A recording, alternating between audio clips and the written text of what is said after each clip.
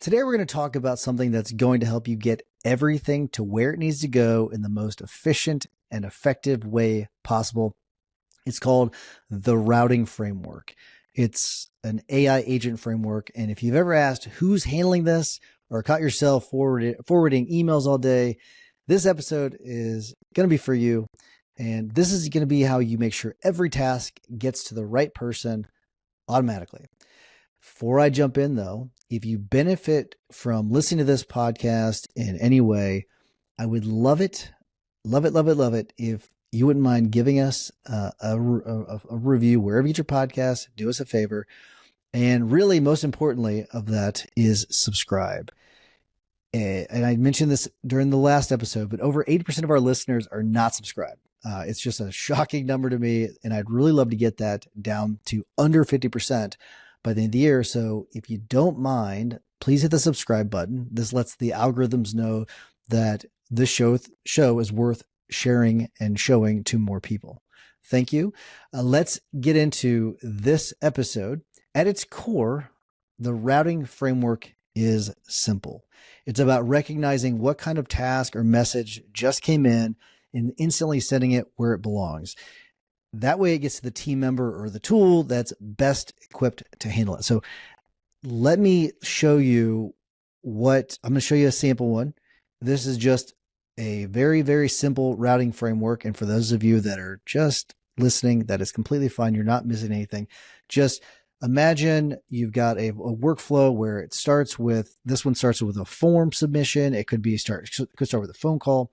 It gets fed through an agent, and then it gets routed to 1, 2, 3, 4, 5 different places for an email, right? And then it gets put into a Google Sheet. It just means it gets routed to where it needs to go. That's all it really, really means. Nothing complicated with this one. That's what's so great about it. It's a really simple thing. Getting it set up can be a little bit complicated, and you might run into some errors with things going to the wrong people on your team, but you'll work out those kinks as they go. But it's kind of like having a receptionist who instantly knows who should handle every call, every email, every document, except it's automated. It's lightning fast, and it is always on. They don't take breaks, which is kind of cool. So why does this matter for your law firm? Well, let's walk through how most firms handle things right now. An email comes in, you open it, you read it, you decide who should handle it, you forward it, you hope they respond. Repeat. That's pretty much how it goes. With a routing system in place, that entire workflow gets replaced with something automatic. A client sends an email about their bill. It goes straight to accounting. A new lead fills out your form. It's instantly assigned to your intake coordinator, which I'm hoping that already happens. But I know that many of you, seeing and talking to many of you, it's not how it works. Maybe a judge's office calls about a hearing. Boom, it's routed to the responsible attorney, not floating around in someone's inbox. And I said call emails about, a judge emails about something. That's the difference. You're reducing your response time. You're eliminating manual handoffs.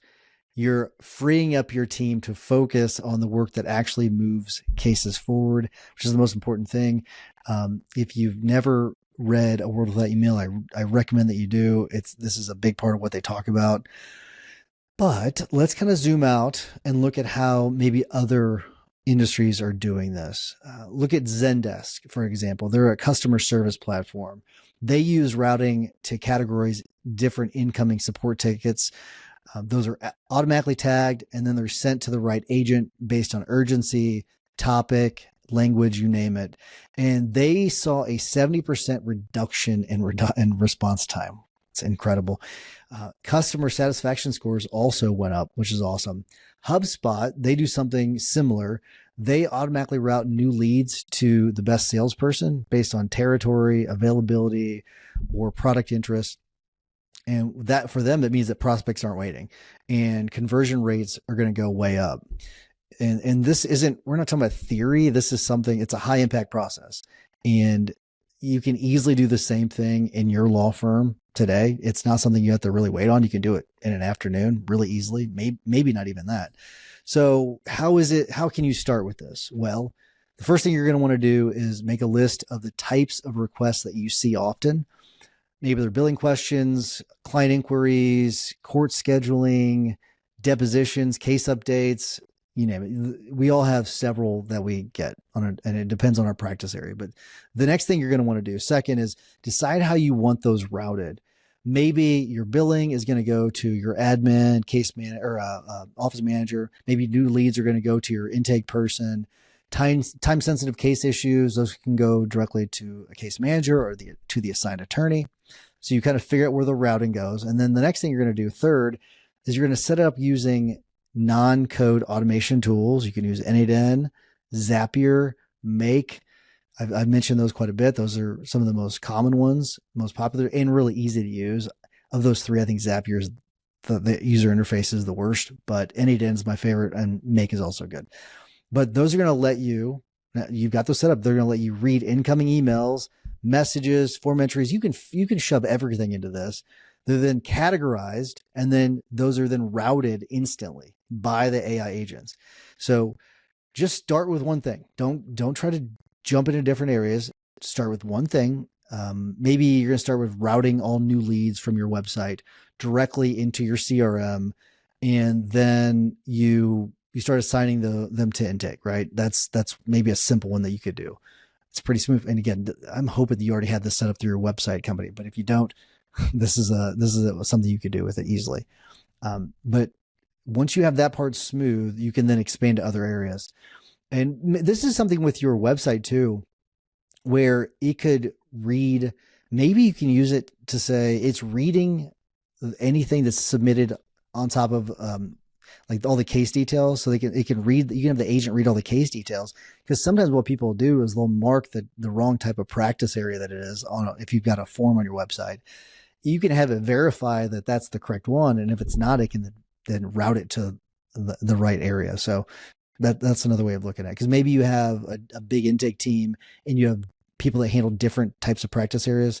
That's a way you can route it to the right place. But I think what we're really going to talk about next, though, is results. So let's talk about results, because I'm not going to just tell you, hey, go do these things without giving you some sort of proof. So let's get into the results of this.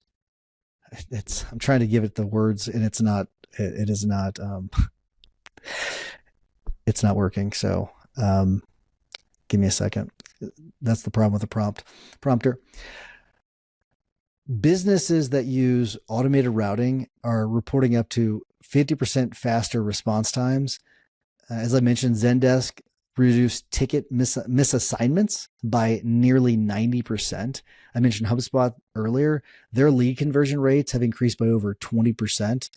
Amazing. And this is because they weren't wasting time on manual delegation. And that's going to translate directly to law firm life. You're going to have faster responses, fewer drop balls, a better experience for potential clients and for your team, especially. So let me give you some of the best practices as you start to build this out. Be specific about how you define each category. The clearer the input, the better the routing. The clearer the input, the better the routing. Really important. Review, and then you're going to refine your roles every few months, because this is something it could be a moving target. What worked when you had 2 employees, it might not work when you have 10. Very similar when it comes to AI agents. So you're always going to have some sort of human oversight. That's a really, really important part of this. Include human oversight in this, because you could really screw something up if you don't. Remember, it's a support system. It's not a replacement for judgment. Don't forget that part of it. So like I did in the last one, I'm going to answer a few common questions that I've been getting from people, because I think that this is going to be really, really helpful. That I'll go through some of these common questions I get from lawyers, and then and some of those are in the guild, some are outside the guild, but we get texts about this too. And I think maybe this will help out. But what's the first one I should automate first? What you're going to do is you're going to start with tasks that happen often, that have a clear pattern that it follows, and they don't really require deep legal judgment, right? I'm not talking about just judgment, legal judgment, because if it doesn't require any judgment, then you could just use an automation. But we're using AI here. You're going to use an AI agent for this. So it's going to require some judgment, but I wouldn't start with anything that requires some sort of legal judgment. All right. You're going to say that for later. And so something like this might be new lead intakes or maybe a billing response. So billing responses is another one that you could easily run through this. Another question, does routing remove the personal touch? Not at all, in my opinion. It actually frees up your people so they can be more present in the actual conversations that matter, and they can actually be talking to your people more often. It frees up their time to do those things.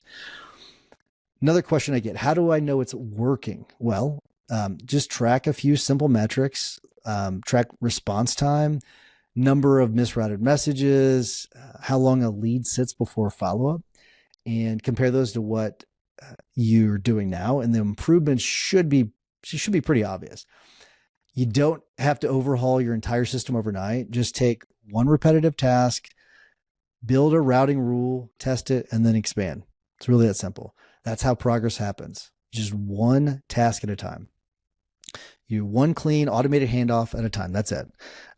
So just start really, really simple. That's what I recommend for you. But that's all I have for today's episode.